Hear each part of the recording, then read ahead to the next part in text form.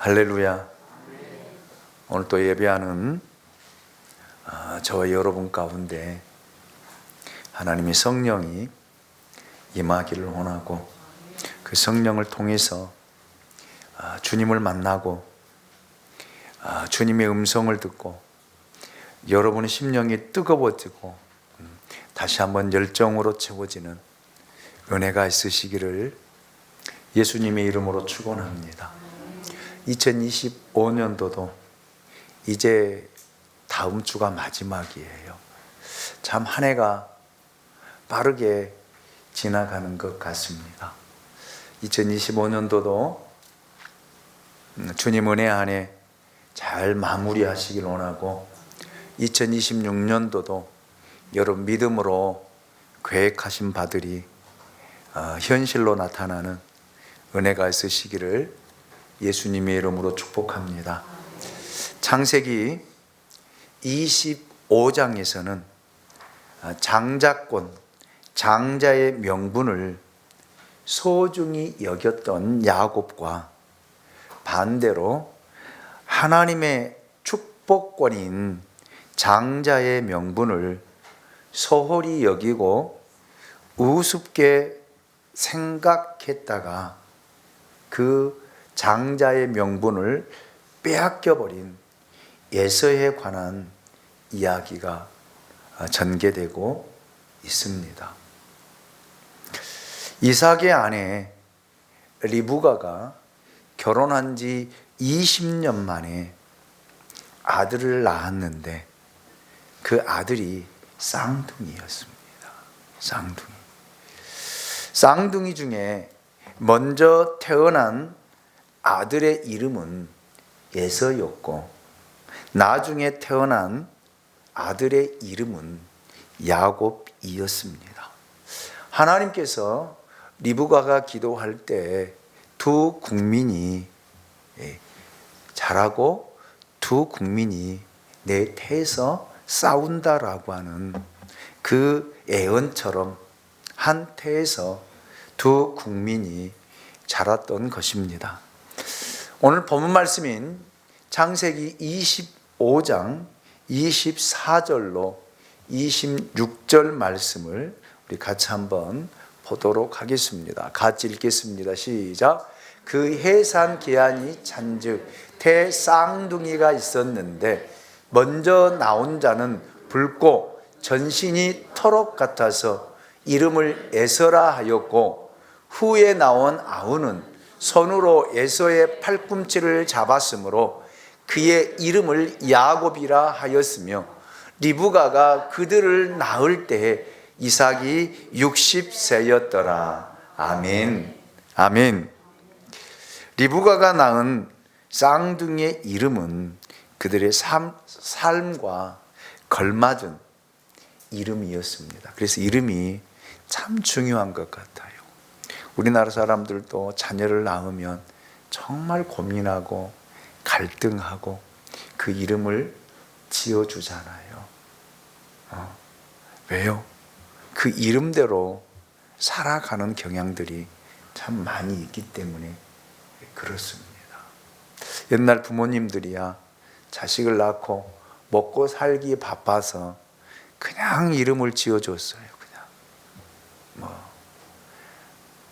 참 이름을 너무나도 쉽게 이름을 지어서, 저는 꾸순이라는 말도 들어봤고요, 이름 있는 사람 봤고요, 말순이라는 이름도 봤고요, 옥자, 옥순이,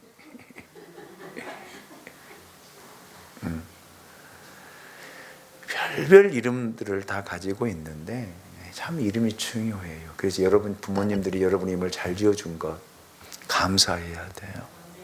아멘. 자, 먼저 태어난 에서는 붉다라는 말과 털이 많다라는 에돔과 세일에서 나온 그런 이름입니다. 에서는 성경에 기록된 대로 몸이 붉고 털이 아주 많았으며 성품이 굉장히 강한 사람이었습니다. 그런데 야곱은 에서와 정반대로 성품이 유약하고 의존적인 스타일의 그런 사람이었습니다. 그는 태어날 때부터 악착같이 형의 발꿈치를 움켜쥐지 않으면 태어날 수 없는 운명을 가진 것처럼 악착같이 형을 붙들고 세상에 태어난 사람이었습니다. 그래서 야곱은 약탈자라고 하는 의미가 내포된 발꿈치를 붙잡은 자, 걸려 넘어지게 하는 자라는 뜻을 가진 그런 이름이었습니다. 그런 데서 그렇게 살아요, 야곱이. 그래서 야곱은 그의 의미 자체가 악착 같고 약간 사기성이 있고 심술궂다라는 그런 뜻도 함께 내포되어 있더라고요. 사실 그의 성격이 꼭 그렇다기보다는 그렇게 하지 않으면 안 될 만큼 그는 약하고 굉장히 겁이 많은 그런 사람이었습니다. 겉으로 강하게 보이는 사람일수록 속으로 약하고 겁이 많은 그런 사람들의 유형이 있잖아요. 야곱은 형의 발 뒤꿈치를 붙잡지 않으면 불안하고 또 무의하게 느껴졌던 그런 존재였던 것 같습니다. 자, 그런데 여러분 27절을 보면 아주 짧은 구절이지만 에서와 야곱이 어떻게 성장하고 자랐는가를 단적으로 보여주는 그런 말씀이에요. 우리 같이 한번 더 읽어보겠습니다. 같이 읽습니다. 시작. 그 아이들이 장성함에 에서는 익숙한 사냥꾼이었으므로 들 사람이 되고 야곱은 조용한 사람이었으므로 장막에 거주하니. 아멘. 우리 주위를 보아도 한 가정에서 태어난 아이들일지라도 여러분 같게 자라는 경우가 거의 없습니다. 쌍둥이도 얼굴도 달라요. 성격도 달라요. 성품도 달라요. 자라가는 스타일도 다 다르더라고요. 한 어머니의 배에서 태어났는데도 제각각 성격과 스타일이 다 다르더라고요. 어떤 자녀는 태어날 때부터 정서적으로 안정이 되어 참 잠자는 모습을 보면 그냥 새근새근 잘 자는 아이, 주면 준 대로 먹는 아이가 있는가 하면요, 굉장히 또 다른 아이는 예민하고 까칠하고 불안해하고 매일 우는, 잠을 자지 않는 그런 아이들도 있습니다. 똑같은 조건에서 태어나고 자랐는데도 어떤 아이는 아주 강인한 체력을 가지고 태어났지만 또 다른 아이는 항상 유약하고 연약하고 그래서 병원 신세를 져야 하는 그런 아이들도 또한 있습니다. 아이들이 자라가는 모습을 보면 또 성격이 다 달라요. 어렸을 때부터 자기 중심적이고 항상 모든 것을 가져야 하는 욕심이 많은 아이. 그래서 조금 줘봐. 아, 그래도 안 줘요. 자기 입으로 넣어요. 특별히 우리 어린이집 원장님 더 잘 알죠. 원장님 가서 사랑스러워서 아, 그러면 안 줘요. 먹고 자기가 갈 길 가요. 이런 아이가 있는가 하면 누가 가르쳐 주지 않았는데도 항상 남을 먼저 생각하고 아, 그러면 먼저 넣어주고 배려하는 그런 아이들 또한 있습니다. 또 어떤 아이를 보면 정말 말도 잘하고 사람도 잘 사귀고 활발한 성격을 소유한 아이들이 있는가 하면 어떤 아이는 말도 잘 안 하고 사람도 잘 사귀지 못하고 그냥 조용히 혼자 앉아 있는, 혼자 노는 소심한 아이들도 있습니다. 여러분은 어떤 스타일의 사람이세요?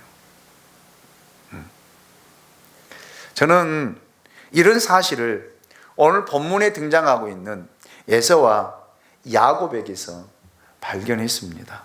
에서는 굉장히 성격이 활발하고 활달하고 남자답고 그래서 익숙한 사냥꾼이었고 들 사람이었다라고 성경은 표현을 하고 있습니다. 여러분, 이런 스타일은 모든 사람이 좋아하는 스타일이에요. 그렇죠? 성격 활달하지요, 활발하지요, 남자답지요, 영웅적이죠, 사람 잘 사귀지요, 사회생활 잘하죠, 진취적이죠. 이 사람이 바로 에서입니다. 에서예요. 대개 이런 사람은 전술과 전력에 뛰어난 사람입니다. 에서에 대한 설명을 좀 확대 해석해서 보면 아마 이 사람은 여행을 좋아하고 사업을 크게 벌여서 사업을 잘하는 모험심이 강한 사람이었을 것이다 라고 저는 추정해 봅니다. 그런데 야곱은 어떤 사람이었을까요?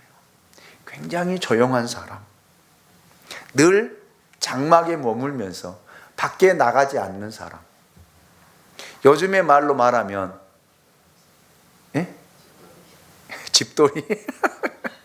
예, 집돌이고 마마보이예요. 엄마 치마폭에 쌓여 있는 그런 아이가 야곱이었습니다. 그는 분명히 내성적이었고 소심했으며 어디를 가도 혼자서는 못 가고 겁이 많고 무서움을 잘 타는 그런 아이였습니다. 그리고 누가 도와주지 않으면 아무것도 하지 못하는 그런 사람의 유형입니다. 여러분들이 여자분들이라면 여자들이요, 어떤 사람과 결혼하고 싶습니까?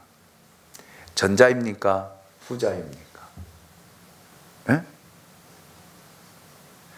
대부분 10명 중에 9명은 에서일 것입니다. 남자답잖아요. 진취적이잖아요.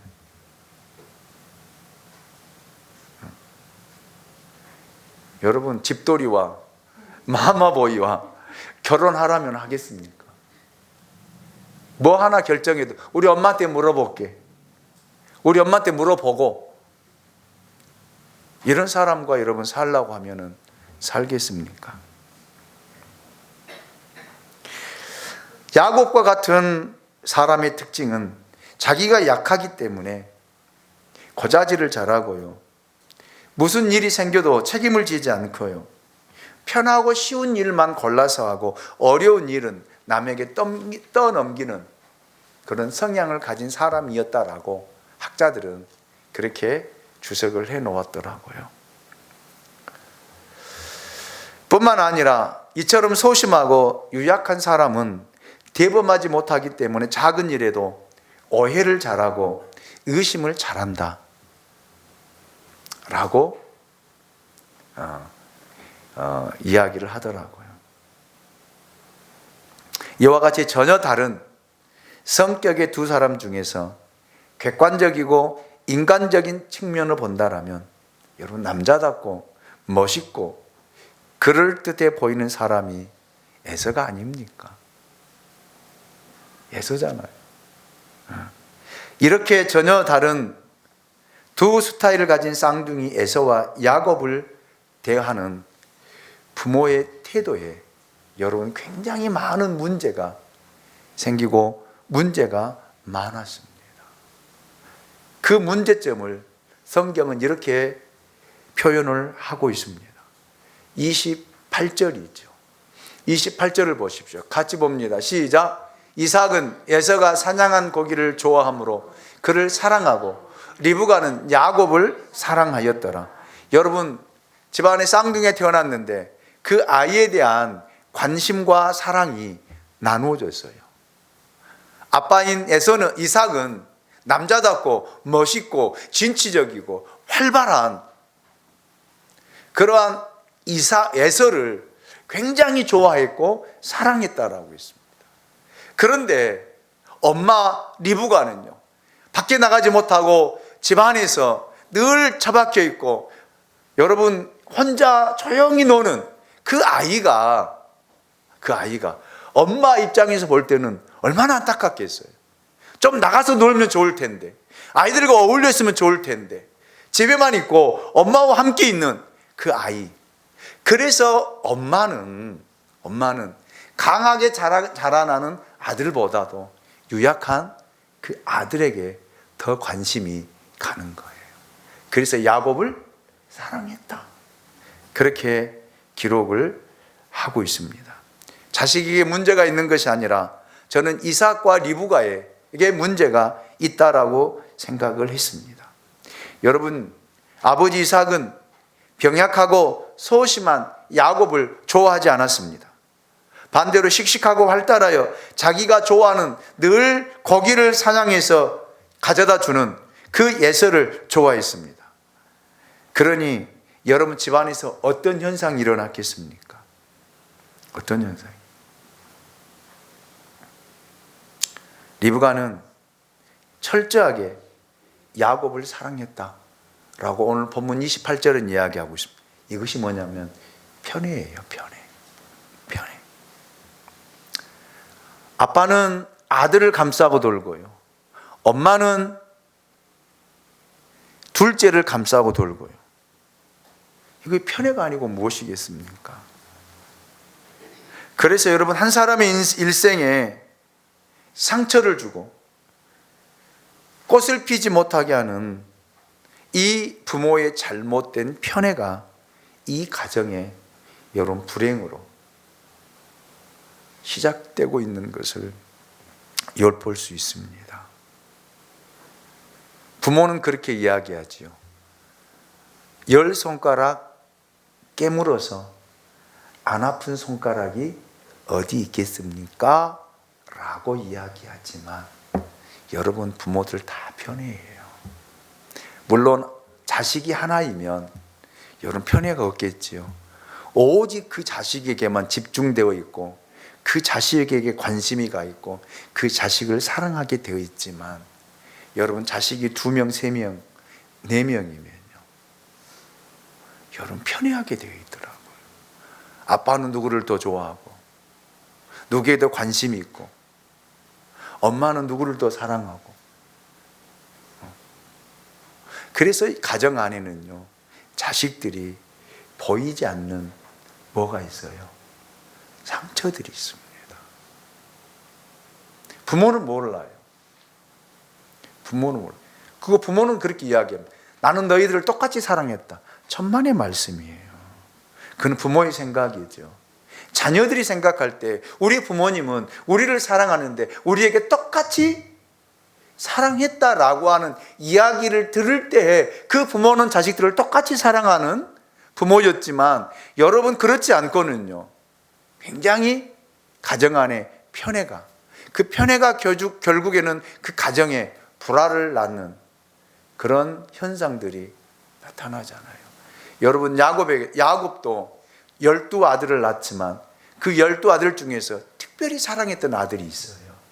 자기가 사랑했던 아내 라헬을 통해서 낳았던 요셉을 특별히 사랑했어요. 그래서 자색 옷을 지어서 입혔던 그런 사람이었어요. 그래서 여러분, 형들은요 그 아이를 미워할 수밖에 없어요. 왜? 아버지의 사랑을 독차지하고 있으니까요. 아버지가 그만 사랑하니까요. 여러분, 형제들은요 그를 미워할 수밖에 없잖아요. 시기할 수밖에 없잖아요. 질투할 수밖에 없잖아요. 그래서 여러분, 그 동생을 갖다 노예로 팔아버리잖아요.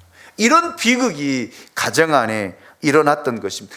지금 이 이삭의 가정 안에도 이런 일들이 여러분 싹이 트고 여러분 그 아들들이 그렇게 자라고 있는 것을 우리에게 보여주고 있습니다. 그래서 여러분, 우리 가정 안에서는 똑같이 사랑하시기 원합니다. 잘 안 되죠. 말은 쉬워도요, 잘 안 돼요.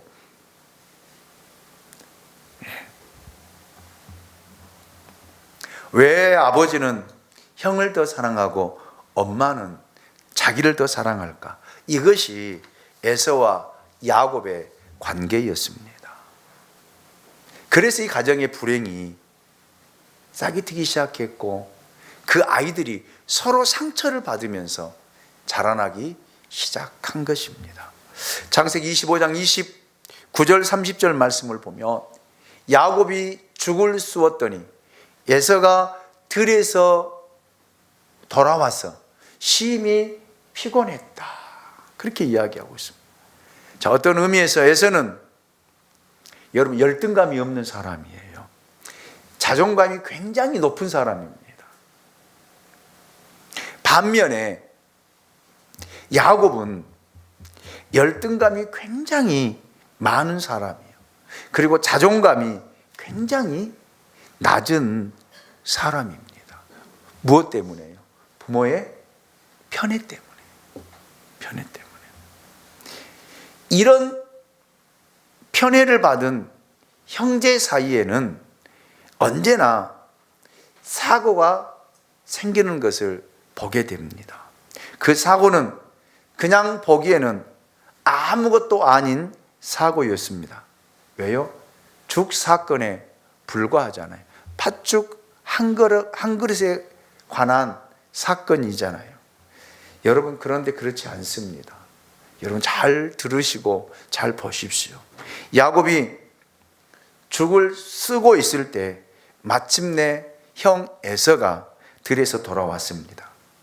사냥에서 아무것도 얻지를 못했는지 굉장히 피곤했어요. 힘들었어요. 집에 돌아와 보니 동생이 아주 맛있는 냄새가 나는 팥죽을 끓이고 있었습니다. 얼마나 배고프겠어요. 밖에서 여러분 산에 나가서 사냥을 하다가 돌아왔으니 얼마나 배고프겠습니까? 눈에 보이는 것마다 다 먹고 싶은 그런 마음이었을 것입니다. 그래서 동생이 거기서 죽을 쓰고 있는 거예요. 냄새를 풍기면서요. 그래서 배고픔을 견디지 못한 에서는 아주 조급하게 동생에게 죽을 달라고 이야기를 합니다. 여러분, 그렇다면 여러분 동생이 형이 달라고 하면 줄 수 있잖아요. 먹는 음식인데 줄 수 있잖아요. 그런데 거래를 합니다. 거래를 해요. 이것이 여러분 가능하다고 생각하십니까?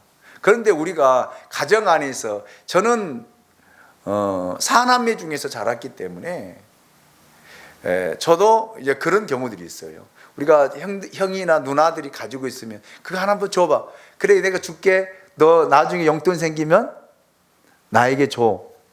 이런 거래들이 가정 안에서 아이들끼리 많이 일어나잖아요. 형이 장난감 가지고 놀다가 질리면 동생에게 내가 이거 줄게. 너 돈 있으면 나 줄래?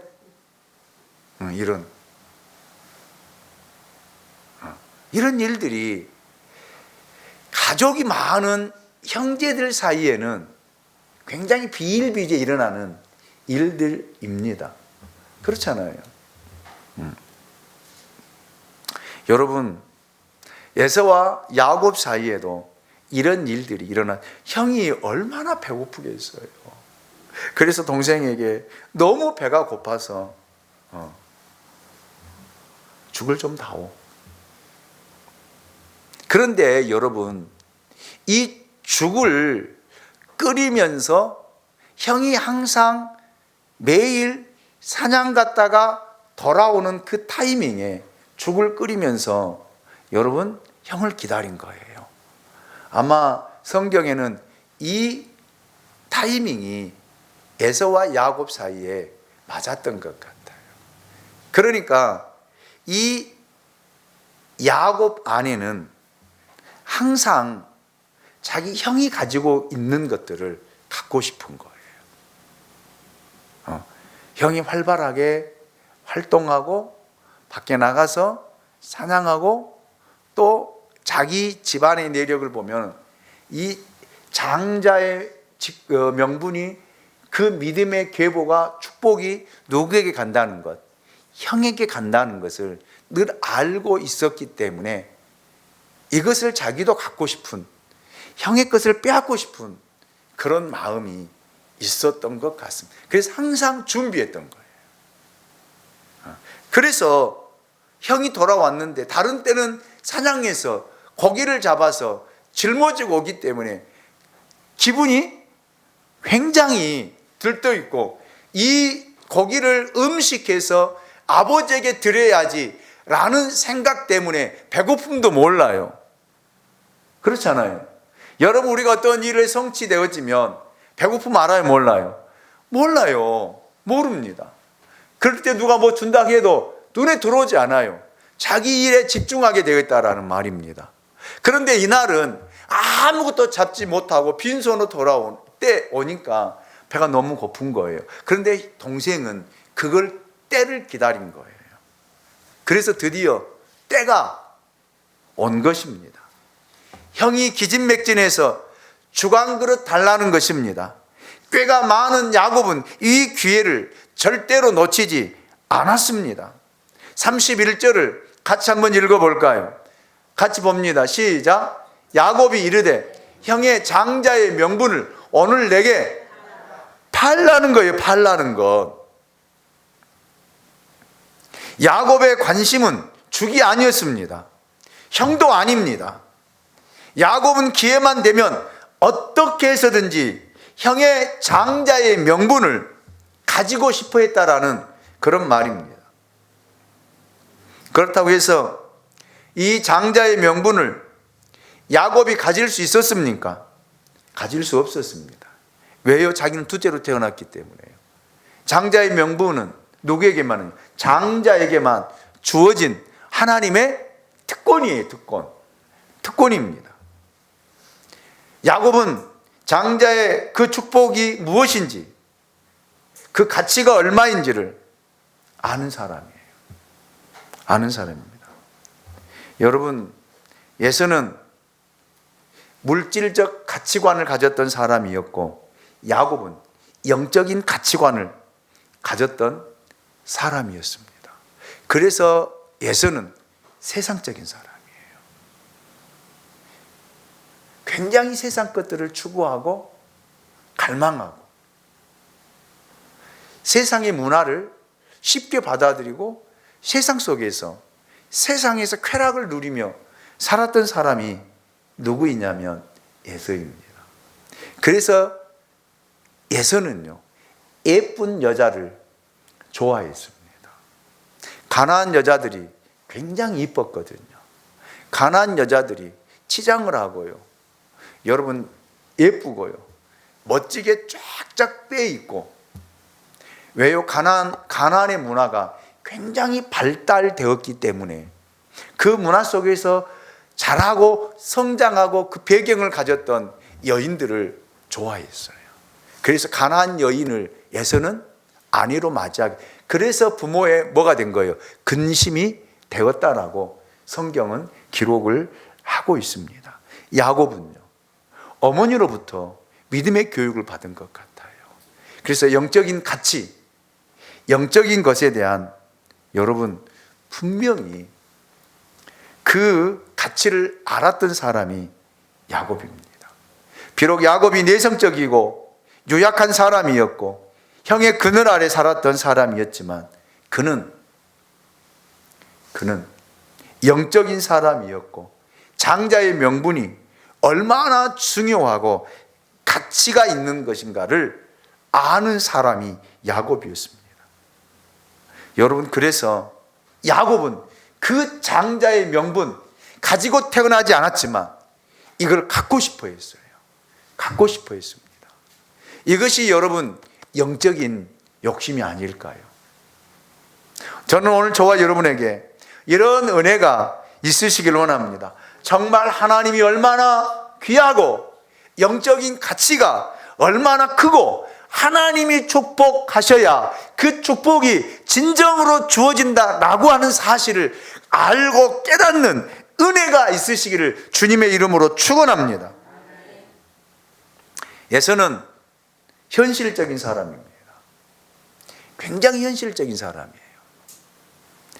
예서는 들에서 짐승을 잡는 사냥꾼이었지만 굉장히 현실적인 사람. 그래서 현실적인 것에 가치를 둔 사람입니다.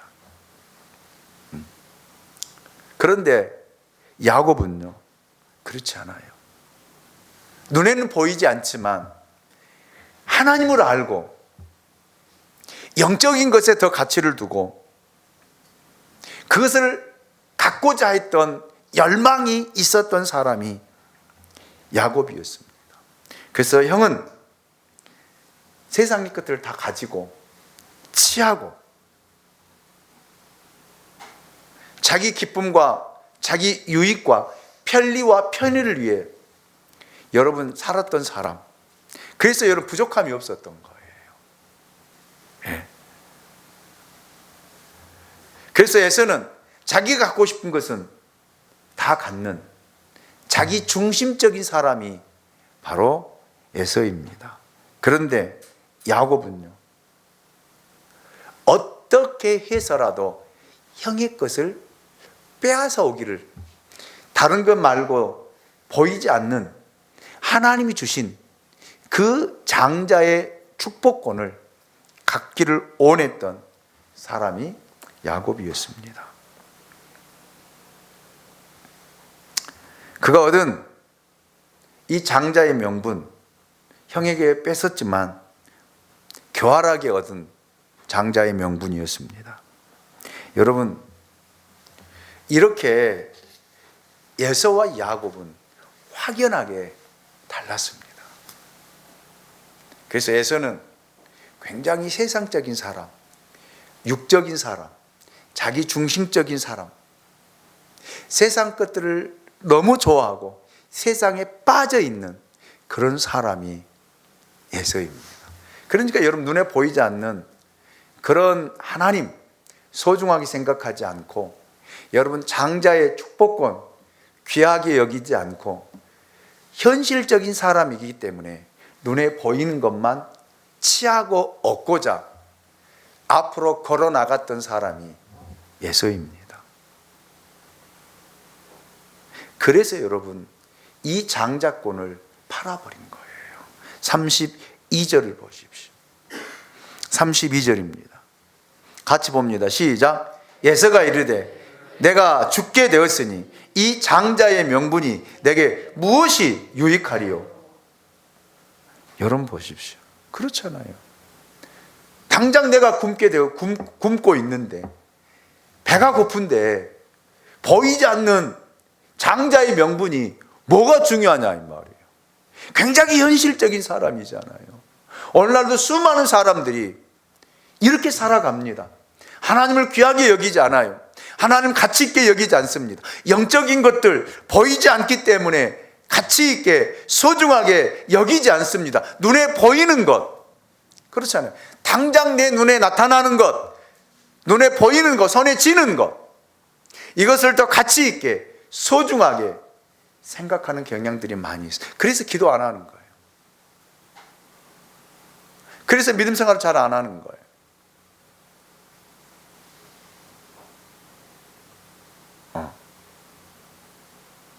내가 당장 오늘 안 하면 눈에 보이게 손해가 드러나는데요. 그런데 교회 가서 예배 드려요?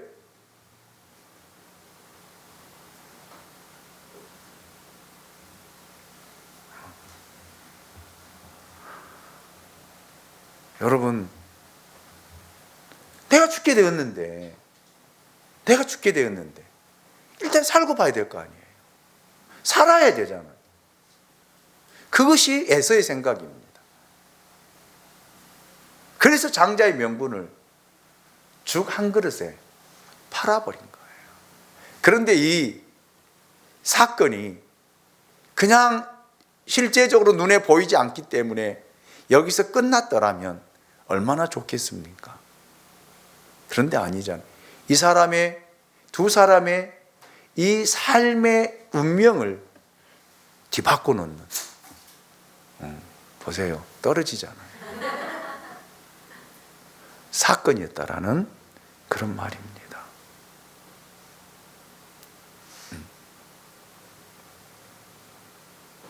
여러분, 영적인 것보다 물질적인 것이 더 중요하고 가치 있게 취급되는 것이 오늘 사는 우리들의 현실입니다. 이것이 에서의 생각입니다.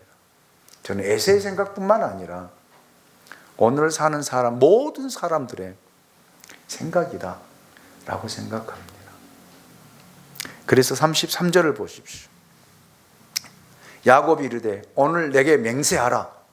에서가 맹세하고 장자의 명분을 야곱에게 뭐 했다고요?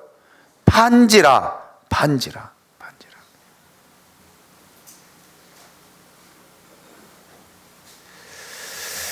여러분, 히브리서 기자는 히브리서 11장 16절 통해서 장자의 명분을 이렇게 설명을 하고 있습니다.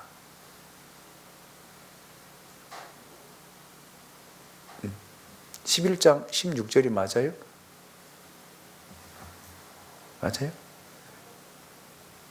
제가 읽어드릴게요.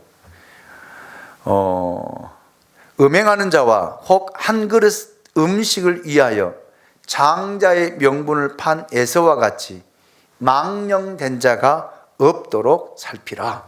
그렇게 히브리서 기자는 이야기하고 있습니다. 여러분, 그래서 히브리서 기자는 이 장자의 명분을 오늘을 살아가는 저와 여러분들에게 직분에 비유해서 우리에게 이야기를 하고 있습니다. 여러분, 하나님께서는 오늘 저와 여러분들에게 귀한 직분들을 주셨어요. 저는 목사라고 하는 직분을 주셨고, 장로님이라고 하는 직분을 주셨고, 권사님이라고 하는 직분을 주셨고, 집사님이라고 하는 직분을 주셨고, 성가대원이라고 하는 직분을 주셨고, 교사라고 하는 직분을 주셨고, 여러분, 여러 가지 직분을 우리에게 주셨는데, 여러분, 직분이 뭐가 중요합니까? 이렇게 생각하는 사람이 많아요. 현실이 중요하지. 지금 우리가 사는 것이 중요하지. 이 직분이 뭐라고? 직분 받을 수도 있고 안 받을 수도 있고. 그런데 여러분, 저는 그걸 경험했어요. 직분은 여러분 향전직인 여러분 안수집사와 권사와 여러분 장로, 목사는요, 사람이 세운다고 해서 세워지는 것이 아닙니다. 하나님 허락해야 돼요. 하나님 허용해야 됩니다. 그래 세울 수 있습니다. 사람이 임으로 세우게 되어지면 반드시 사고가 나더라고요. 하나님 기뻐하지 않아요. 자, 이렇게 하나님께서 우리에게 허락하신 이 직분을 소홀히 여기는 사람들이 너무나 많습니다. 귀하게 여기지 않고 소중하게 여기지 않고 한번 직분 받고 나니까 세월이 지나고 시간이 지나다 보니까 여러분, 우리는 너무나 가볍게 여길 때가 많이 있습니다. 그래서 여러분, 에서와 같이 망령되이 생각하고 살아가는 사람이 많이 있다라는 말입니다.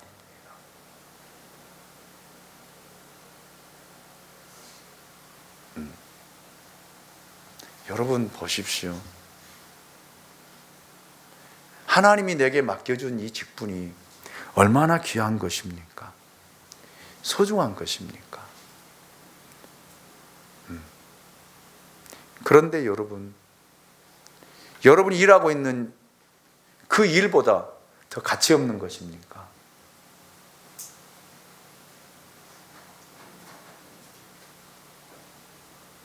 직분만, 명칭만 달고 다니면 여러분 목사입니까?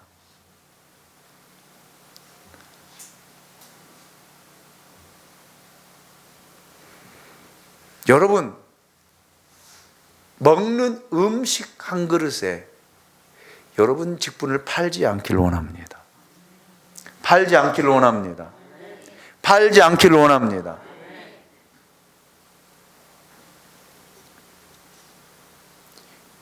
지금은 드러나지 않고 나타나지 않고 보여지지 않지만, 그렇잖아요. 에서가 당장 장자의 명분을 팔았다고 해서 그에게 무슨 손해가 났습니까? 어떤 일이 있었습니까? 아무것도 없잖아요. 아무것도 일어나지 않았죠. 그런데 실제적으로 이삭이 죽을 때에 여러분, 자기에게 주신 하나님의 축복을 장자에게 주기 위해서 불렀는데, 여러분, 에서에게 돌아가지 않잖아요. 장자의 명분을 팔고 나니까 누구에게 가요? 야곱이 형의 축복권을 빼앗아 버리잖아요. 그래서 에서가 뭐라고 해요? 에서가 돌아와서 통곡하며 울면서 얼마나 애원합니까? 나중에 말씀을 듣겠지만 얼마나 애원해요.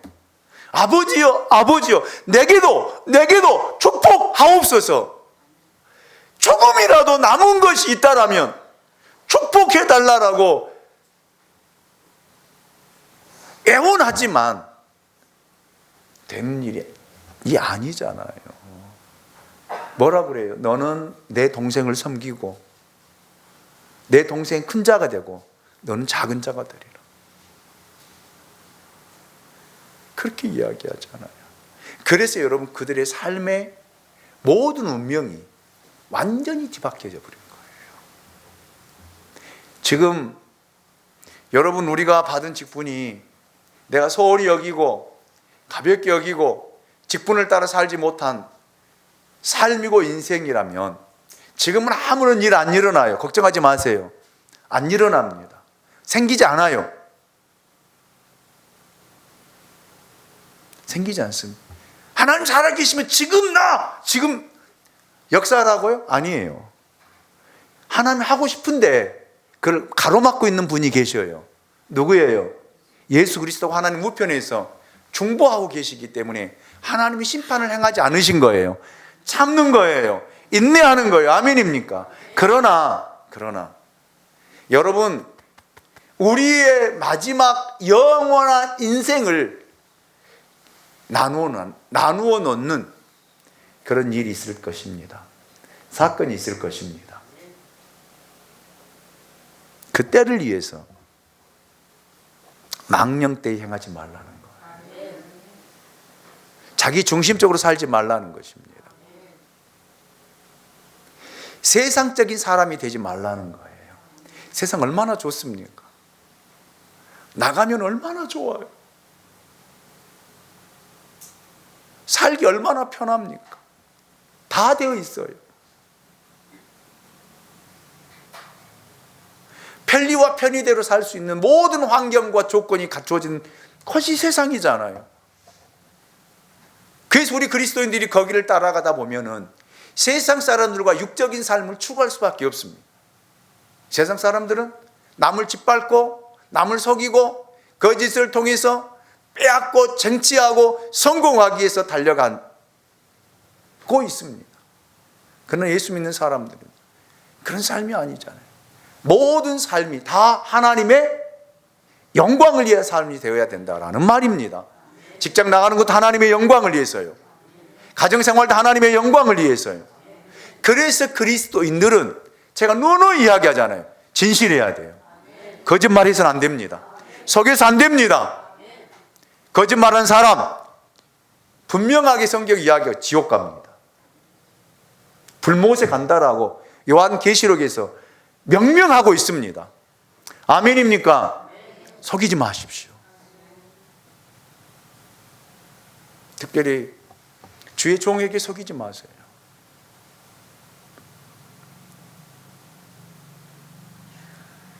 속여서 여러분이 편하다는 것, 여러분 자신이 편할지는 몰라도 속이지 마십시오. 장자의 명분을 경홀히 여기는 거예요. 목사가 거짓말할 수 있습니까? 장로님이 거짓말하고 속이고 사기칠 수 있습니까? 권사님들이 입만 열면 거짓말하고 남 속이고 왜 불편한 삶을 살아가느냐 이 말이에요. 거짓말하고 편합니까? 마음 편하세요? 남 숨기고 마음이 편하냐고요? 아니잖아요. 거짓말하는 순간부터 불편하잖아요. 그리고 두렵잖아요. 들키면 어찌할까? 알면 어찌할까? 불안하잖아요. 그것이 그리스도인입니까? 그 예수 믿는 사람입니까?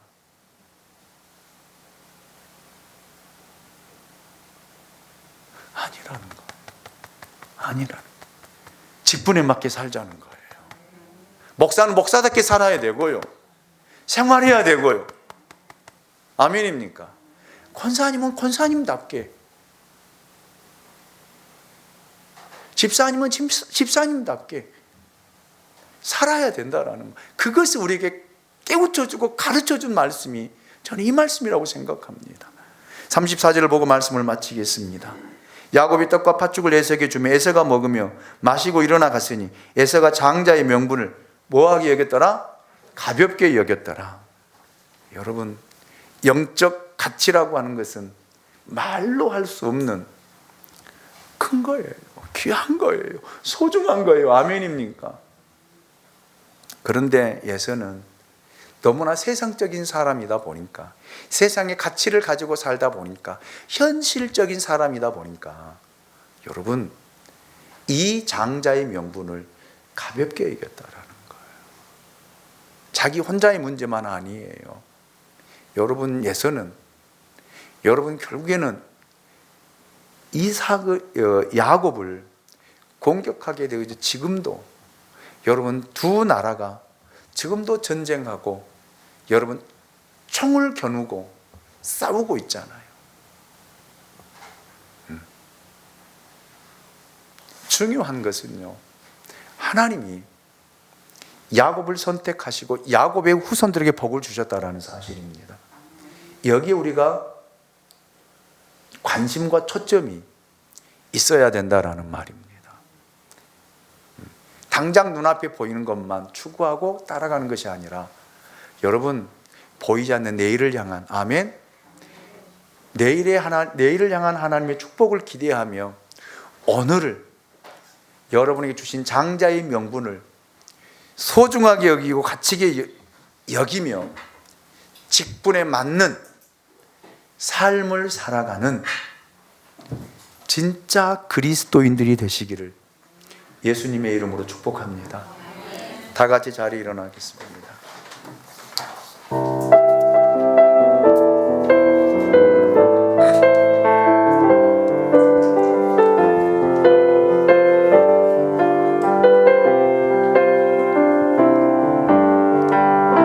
아주 먼 옛날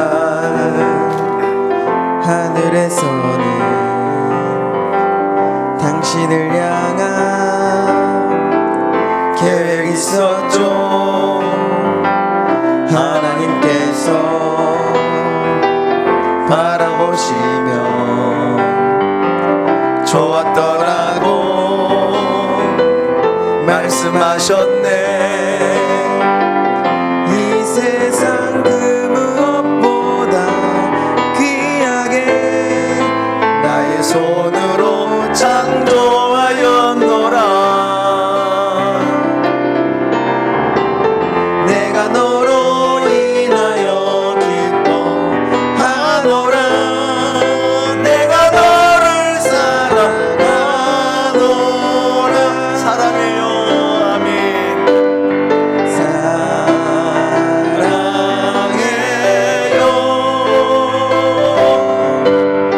축복해요.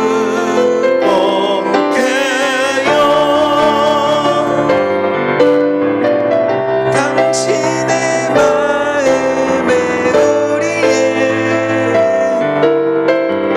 사랑을 드려요. 옆 사람과 앞 사람과 뒷 사람에게 사랑해요.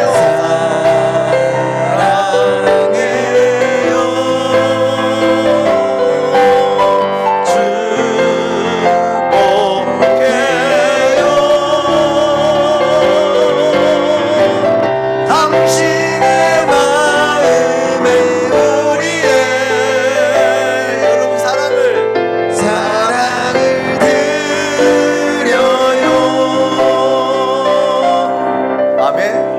우리 옆 사람, 뒤 사람에게 다시 한번 손을 잡고 진짜 내가 당신을 사랑합니다. 우리 성조 정말 사랑하고 선준쌤 사랑합니다. 손 잡아봐요.